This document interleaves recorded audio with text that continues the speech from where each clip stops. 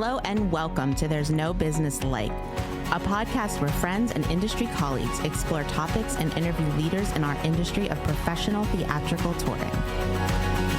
Hello, everyone, and welcome back to There's No Business Like. I'm Katie Miller with Michigan Maven Creative Associates, and I am here with my friends, Brian Zelmer from Bardavon Presents in Kingston and Poughkeepsie, New York. Josh Benson, rocking it from Marion, Illinois, currently at the Benson Ranch.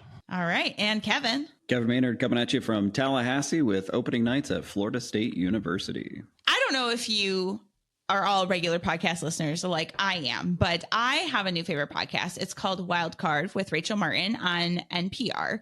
And they say that imitation is the sincerest form of flattery. So we are just going to pretty much steal Rachel's format for our episode today, because I love what she does with asking guests questions. I find the interviews to be really thoughtful and introspective, but also sad and joyful and funny all at the same time. And I want to bring some of that to our conversation today. So if you haven't listened to Wildcard yet, let me give you a little bit of what we're going to do today. And I'm changing it a little bit, so it's not a direct steal. But what I have are some cards with numbers on them. And we're going to go down the line, and I am going to ask my friends to pick a number. And then I'm going to read the question off of this card. And whomever's turn it is, there's one rule. You have an option to flip the question to another host. But in the end, you do have to answer that question. So if you need more time to think, you can flip it to somebody else. They answer it, and then it will eventually come back to you. And at the very end of our conversation, we will be hopping into the time machine, which we haven't visited in a while. So we will be getting back into the time machine today. So, Josh, you go first. Pick 1, 2, or 3. 2, please. How have your beliefs about the arts changed? My beliefs have changed tremendously. Whenever I started my job at the Marion Cultural and Civic Center, I thought it was my job to bring the highest levels of art, no matter what. And that is so subjective to begin with, rather than actually figuring out what the community wants and how to serve the community well. And that's where everything changed for me, is figuring out that I wasn't serving the community the best by just bringing high-level, highbrow art that I thought the community deserved to have here. They also deserve to see what they want to see, whether that's tributes or country music or rock shows. The community deserves all of it, so that we can serve everyone in the community and not just people who want to come and see the highest levels of art. Kevin, what about you? Very similar to Josh's in some aspect. I at one point, I think in my career, was definitely like not a tribute guy, but I also started realizing that is some people's entrance into your space, like entrance into your building, entrance into maybe the performing arts. Like Josh said, people deserve to see what they want to see. The other thing I've really realized over the past few years is, just like expanding my own understanding and knowledge of our industry and sort of the arts and culture outside of North America, and just understanding, how things are different, whether that's just styles of shows or the funding of other arts and culture entities outside of North America. And I've just really have dived into that and tried to figure out what we can learn from that, and, eventually want to step into that as a career, as working outside of the U.S. Brian. In terms of arts and the performing arts, I don't know that my thoughts or viewpoints on that has really changed. But in terms of being a presenter and presenting shows, I was mentored early on. I was told I'm the curator, and that they hired me to be in this role because I have good taste, and that I should go out and select what I think the community needs. And just like Josh mentioned, it's more, as I learned and progressed, it's more about flipping that on its head, and that I'm really there to facilitate, not to curate what the community tells me they need or want, or where they show me where the gaps are, et cetera. So I think that's the biggest change, the way that I do my job now. I also think, just to sort of piggyback onto that, there is some curation aspect, obviously, but I think it's also like learning your community to figure out something that is unique and different and maybe a bit more cultural, that you can you know that they'll enjoy if you can get them there by trusting you and building that relationship over time. I always tell when I meet groups, like I was just recently at the Kingston LGBTQ Center, and we're doing a big show for a movie screening for free for Pride, to celebrate Pride in June. And I said, yeah, we could be prescriptive and just select a movie from a list and put it out there. But I said, no, I'd rather have them select the movie and then we'll facilitate it. So I'm just trying to get away from being prescriptive in it and just being more open to, even if they don't tell me directly, like Kevin alluded to, it's just, getting to know your community, having those relationships, and then you discover things that that would speak to them or for them or about them, and working with them to bring it to your center. Next question. Kevin. 4. What scares you most about our current moment in the arts and culture industry in the spring of 2025? It really does come down to funding. And it comes down to funding in a couple different levels. I think what we're seeing with the NEA and the NEH and all sorts of other arts funding entities is alarming, because there are a lot of organizations that depend on that. And while it hasn't reach down into the state agencies, I think it's definitely a matter of time. The other aspect is, like, it's really great when other funding entities decide to step up and, fill in the gaps that have been left by those granting agencies. But once we do that, what happens to what they were funding before? Also, what happens when in the future it's like, well, you didn't need this money. These projects already happened, so that funding doesn't return. The other aspect is the economy seems to be heading into a recession. And, there are tons of reports about how 60% or up to 60% of people can't afford their basic needs. That's a majority of the US. And so what happens to arts and culture funding? Not just funding, like ticket buyers, like they can't afford to go see shows, because that's the first thing to cut, because you're not going to choose to go see an artist if you can't afford food. It's funding across the board to sort of see on like the larger scale funding, but also ticket buyers. I mean, your audiences will be impacted, and that's what scares me. Yeah, for me, the thing is, like, looking at what grants were canceled or rescinded, the majority of that was for creation of new work. And that's what I fear right now, is that funding for creation of new work is drying up, because that was the majority of that NEA funding that has been canceled. And so where will we be at in a few years as far as new exciting content for our stages if it's not being funded to be developed now? Additionally, the cut of the funding, and if it proceeds through Congress with eliminating all funding for those agencies, what it says about our nation as a whole as far as our respect for and attention to the arts sector.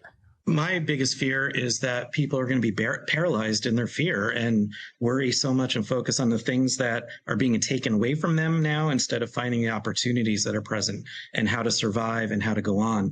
Not to say I'm burying my head in the sand. There are definitely things. Kevin mentioned specifics about the funding that's being taken away, and the impacts that it's going to probably have, along with the economy that we're facing right now. But arts will survive. Arts will be around. Arts have gone through worse times than this, as hard as it may seem being in this right now. And I think we are the creative sector. Like, we need to be the most creative right now and use those skills we have and find ways to survive, or not to ignore the problems that are happening now, but just not to get paralyzed in them. I'm worried. I see a lot of my colleagues getting so worked up and paralyzed that that's all they're thinking about is all the things that are being taken away. And they're letting all the other things kind of slip by without being noticed. And they might be missing opportunities that can help them survive and can help them get to the next stage of their organization's life cycle. So, these are all parts of a life cycle that, yes, things are being exasperated or drastically changed, but a lot of this is out of our direct control. So, what can we do? What do we have the power over what agency do we have now to take control of what we can do to adjust and adapt and survive and still be creative in a way to allow for arts to exist in our communities? Yeah, Brian, thank you for that. Honestly, because I think that's sometimes really hard for people to think about, of like, how do we continue on forward without just, sticking our head in the sand and without doing that, but really focusing on the fact that like, yeah, we have to continue to move forward, but we also have to be cognizant of our surroundings. So I appreciate you pointing that out. I would say my biggest fear is sort of along the same lines, Brian, losing the progress that we have made. Like we have made some significant changes in progress, particularly in representation in the arts in the last 5 years. And because of the current moment, I do worry that we will lose sight of that, or it will get put in the back seat and it will never come forward into the front seat. And I'm not just talking about racial representation. I'm talking about representation across the board, all the work that's been done in sensory friendly and relaxed programming, all the work that's been done in gender and LGBTQ, programming, in thinking of, working with artists with disabilities and making sure that their work is making it to the forefront and being put on our stages and in our galleries. Like there has been a ton of progress. It's not perfect and the work is clearly not done, but I worry about us forgetting about those things and forgetting about the values that we have stated are important to us in those spaces, because there's, this very critical moment and us never really returning to that. How do we focus as organizations on making sure staff don't get so bogged down in this moment that we lose sight of all the other things that we're working on, community engagement and diversity, equity, and inclusion and accessibility initiatives, everything else, education, you working with seniors, whatever that is for your organization. Let's not lose sight of those things too. As host, I reserve the right to ask a follow-up. So I'm going to ask you a follow-up. So what is a lesson you have learned from the past that you're bringing with you into this moment, though? Maybe some hard-earned wisdom or something positive you use now. So my answer is going to be a follow-up to my earlier answer. That is to continually check in and listen to the community. And in these times when things are uncertain, see what they need and what they feel and what will bring comfort and security from a programming standpoint. I'm going to go with, probably the overused now, Mr. Rogers quote, which I can't do directly, but basically, when bad things happen, look around for the helpers. And the way I'm interpreting that in this context is that looking around at my local community, the people that are stepping up, kind of alluding to what Kevin talked about with the other funders coming in, but not just funders, but looking at what other organizations maybe we weren't working with before in the community that we have opportunities to help each other because they're impacted by these decisions happening federally as well. And maybe coming together in some way to join forces, we can then survive and thrive together.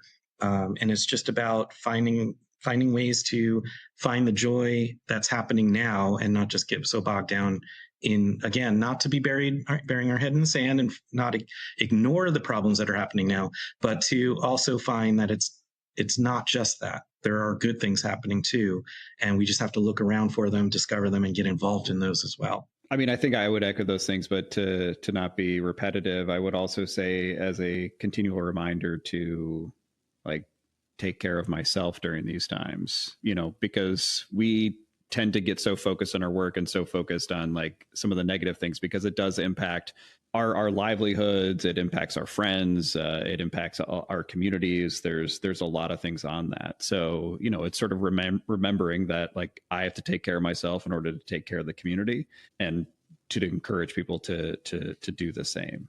You can't work 24 hours a day. Is running still one of the best ways you take care of yourself? And I know Josh has been bicycling. I've taken up eating out at restaurants that I like. Katie, what have you been doing to take care of yourself? I've been performing a little bit more recently. I did another Momsamble show recently, and I am now the official choreographer for the Michigan Momsamble, which means choreographing one number for a show, spring and fall, winter, whatever. But I think just spending time in community with other women in particular, I think has been really important to me, and finding that space to share, whether that's virtually with friends that are far away or women that are here. There's just something different about spending time with my female friends that is helping me fill my cup. Brian, you get to choose this time. 1, 3, or 5? 5. What are you doing right now to find or create joy? Oh, we just kind of talked about that. Boxing, no, I already said that. Trying to actually, not trying, I'm succeeding in carving out more time to spend with my kids, as I have one that graduated from high school 3 years ago who I don't get to see as often as I'd like. And I have one about to go to college. It just reminds you how quickly the time goes. And so I'm just making sure, anytime there's a concert at their school or, some sort of event, that I try to be at as many of them. I can't do 100%, but I try to get to everything that I possibly can now. And luckily with my new role in my job here at Bardavon, I'm able to do that more. So that's what brings me joy, is spending time with my family. I've lined up a couple of murals for the summer, and while the murals are a lot of hard work, they're also really enjoyable and satisfying for me. So spending time with Brian's family. Yeah, thank you for filling in for me, Kevin, for those. Anytime, man. Those few times. They didn't even notice. Yeah.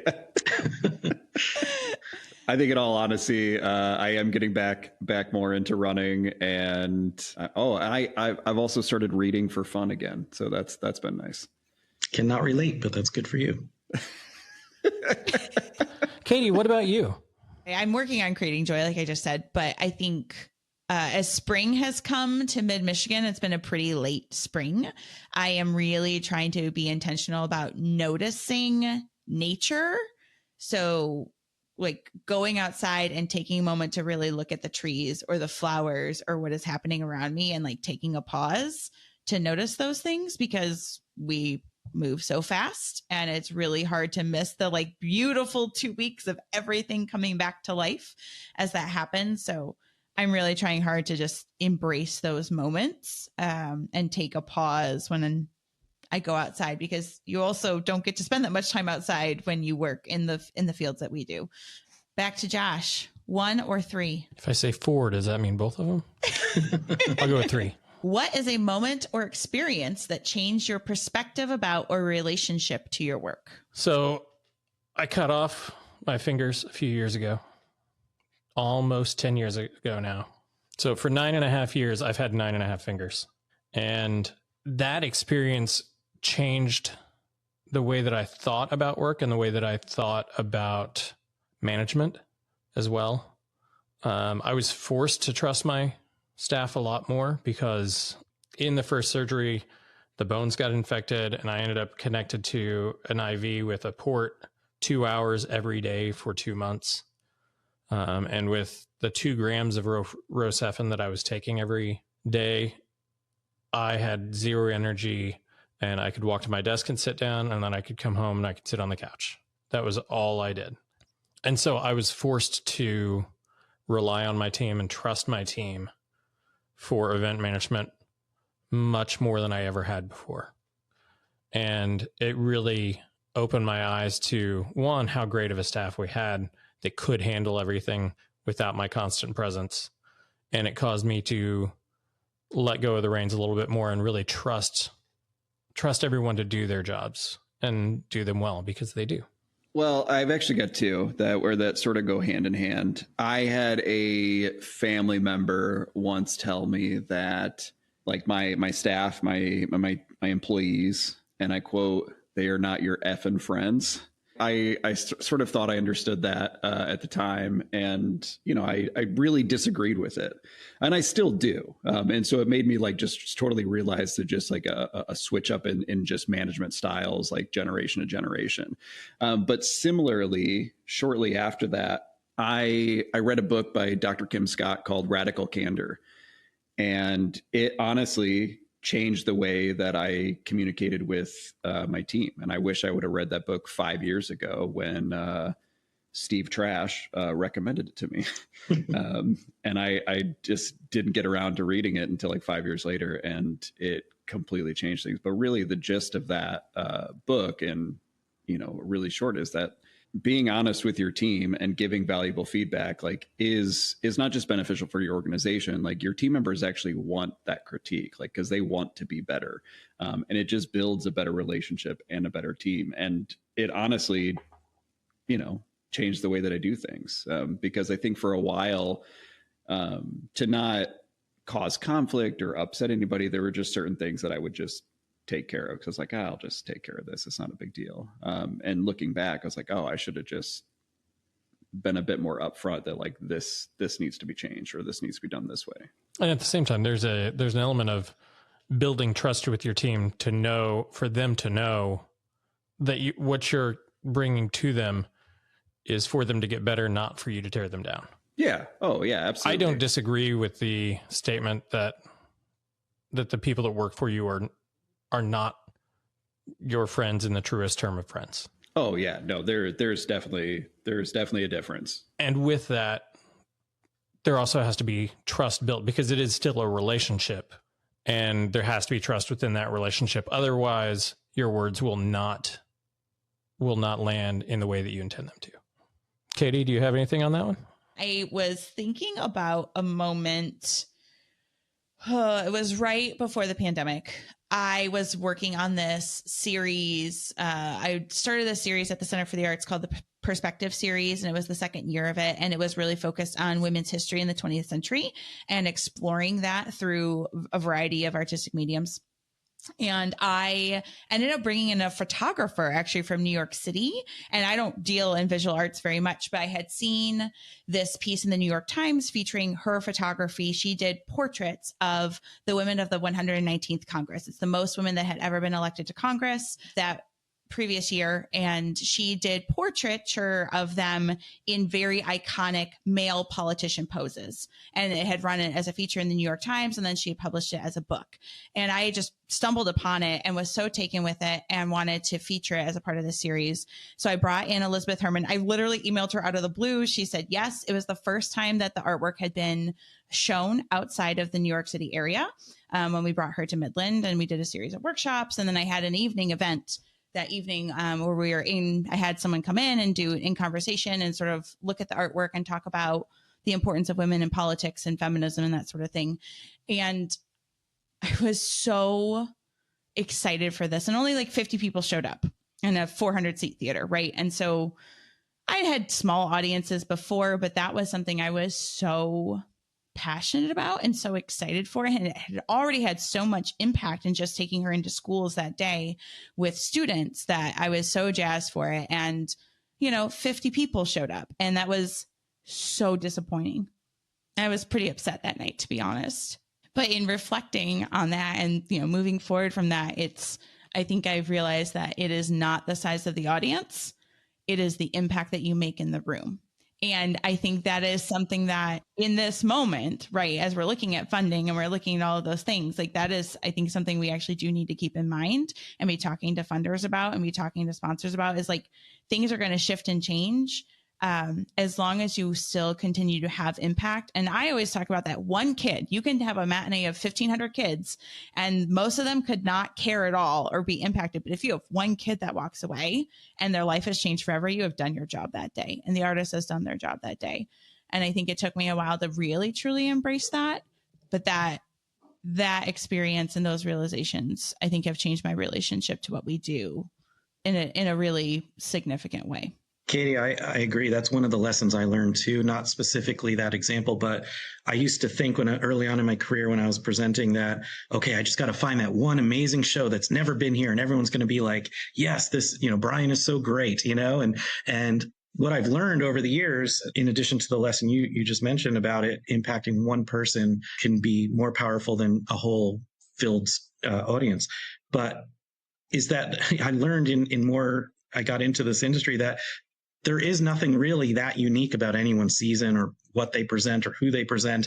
And even if I had that one wow moment, holy cow, I can't believe you brought that person here, it comes and goes. And it's like, now what? It's like you can't live on one show alone for your whole career. So that was a lesson. My impact of learning about how important it is just impacting one person. I told a story about when I brought Rio Mira and how I impacted one kid and the ripple effects that had. It just is so powerful. It's still one of the most powerful experiences I had in my career. But when you ask the question, my top answer was going to be when I learned the difference between having an us and them kind of attitude in the industry, seeing us being presenters and them being non-presenters. And then when I sat down in 2009 with Pat Hazel and Kevin Spencer and several colleagues, quote unquote on the other side, I learned about the relationships and how important those are. And that changed everything for me. And that's when I got the eco mindset, that we're in an ecosystem in this industry, and we are all the same people, just doing different jobs. One question left. I picked number one. Wait, sorry, it's not my pick. I think it's Kevin's turn. I think it is. I'm going to pass it to Brian. All right. I'll go with one. All right, here we go. Is there a piece of art that you return to over and over? A TV, a movie, a song, a play, a musical, a painting, or a picture, and why? I'm just going to answer many. Yes to all of it. There's too many to even list. I couldn't even, my head would explode if I tried to just pick one. West Wing. Over and over again. Also the West Wing. Over and over again. Yeah, I don't know. I mean, I think there are albums that I will return to at different points in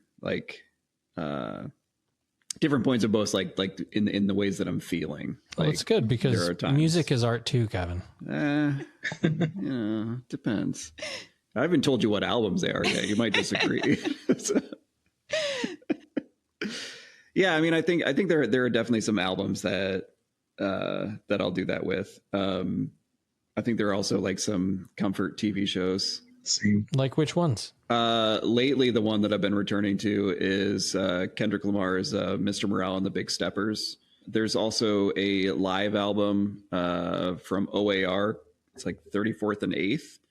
It's like a two. Well, it was a 2-disc set. I guess that's not a thing that Spotify. I heard CDs are coming back now. Did anyone else hear that? That there's a movement of people that it's kind of following it's kind of weird. I don't get it. They're idiots. Like, I'm just saying, this elder millennial who is currently in the process of buying a new car is so disappointed that there are not CD players in cars anymore, because I just want. Is there a place for your checks at least? I want a place for my what? Your checkbook. Oh, yes.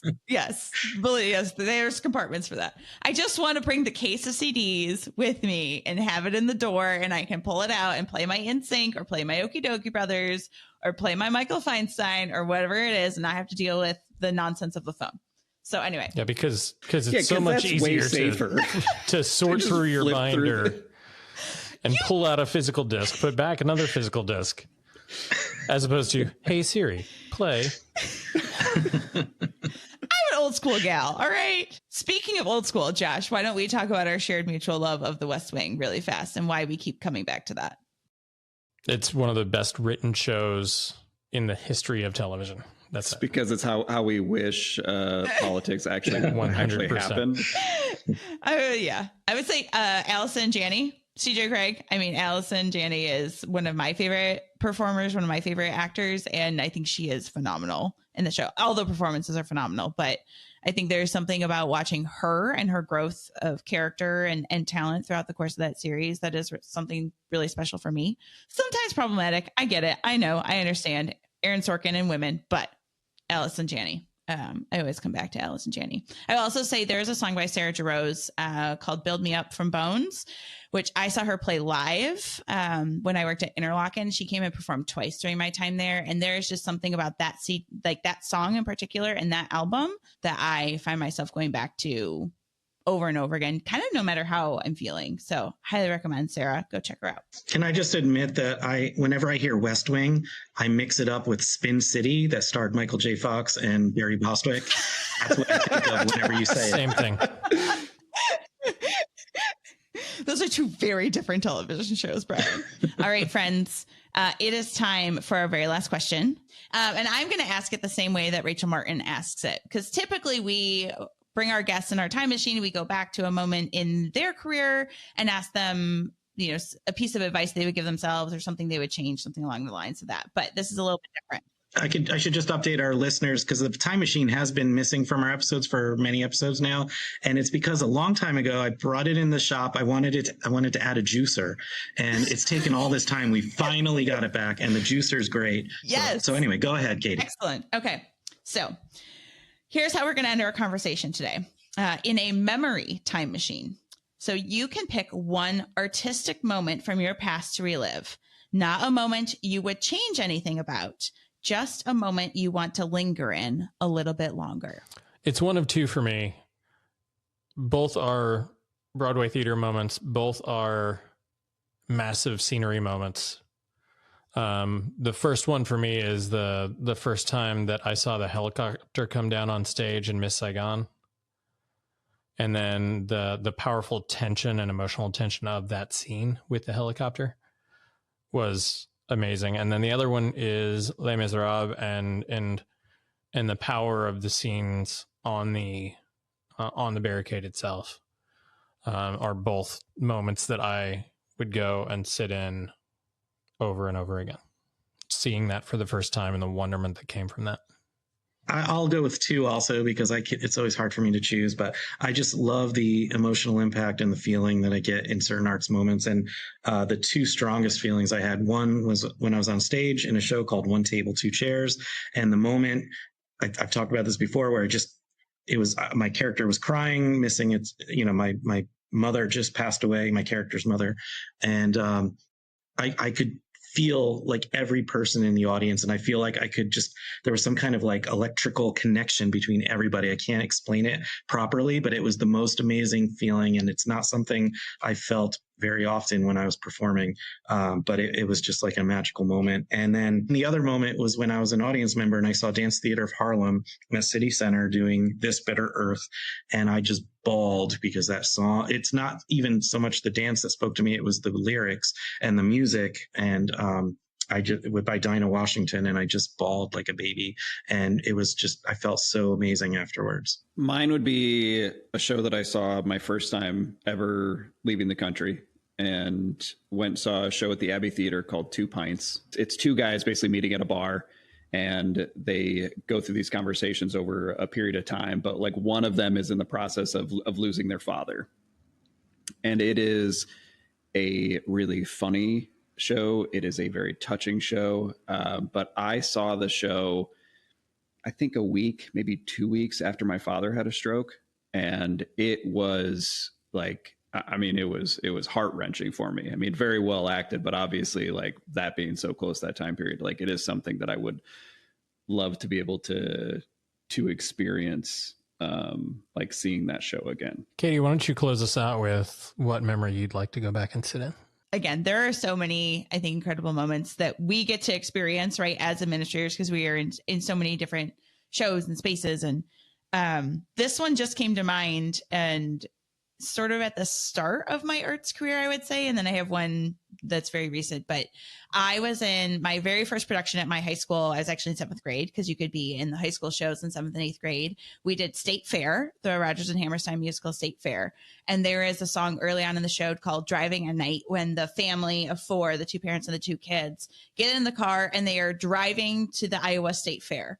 It's a really great little jaunty song and great harmonies and all this stuff. But I think the moment is the first time I saw my peers perform that in costume, with just sitting on a bench, 2 benches or 4 chairs and a steering wheel, and no car, no apparatus around them, and them doing that mime of getting in the car and being excited and driving and bumping up and down. And like, that was a magical theater moment for me as a 7th grader that hadn't experienced that much theater yet, to see people my own age, or a couple of years older than me, being so excellent at something and using the creativity and the imagination of the staging to create this really magical moment. I think about that moment actually quite a lot. That moment maybe set a lot of stuff in motion for me as a creative person. And then most recently, I got to see SUFS in New York in January, and related to what I was talking about before, when I did this perspective series about women's history in the 20th century, a lot of it was focused, or a good portion of it was focused on women's suffrage movement. And I did so much research and listened to so many podcasts and read so many articles and so many books, and was so immersed in the history of that. And I was designing those programs, that to see that story told on a stage, on a Broadway stage, and now to know that it's going to be on great performances on PBS, and it's going to, tour nationally, it's going to be licensed, like, to have a piece of women's history that we don't talk about. It's not in our kids' history books. It is not anything that we talk about. And to know that, like, that is going to have a life so much further beyond this moment is so meaningful to me.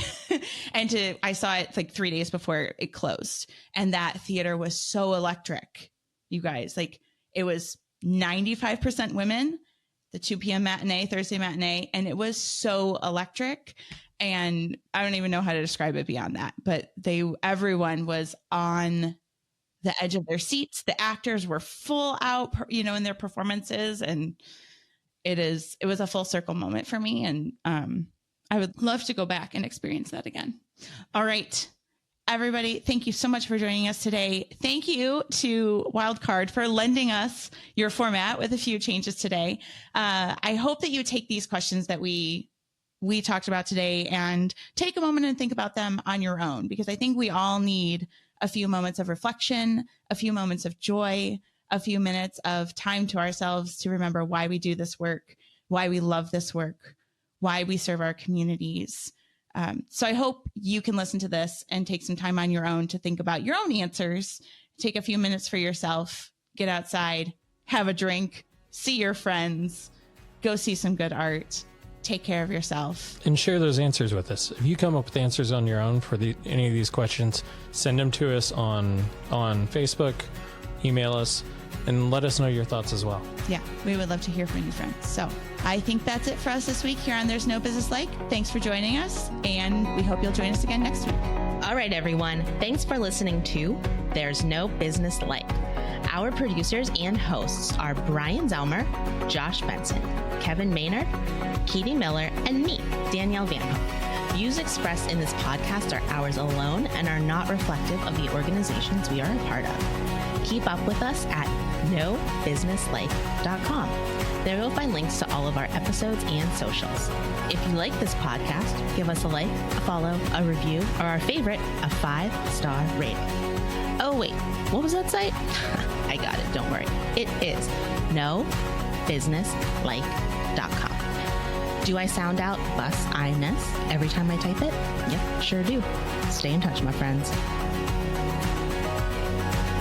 Yeah, I, for one, am looking forward to your memoir called 9.5 Fingers. So. Yes, or just 9.5. 9.5, yeah. 9.5. Oh, yeah, I guess I could, never mind. That could be in 100% the title.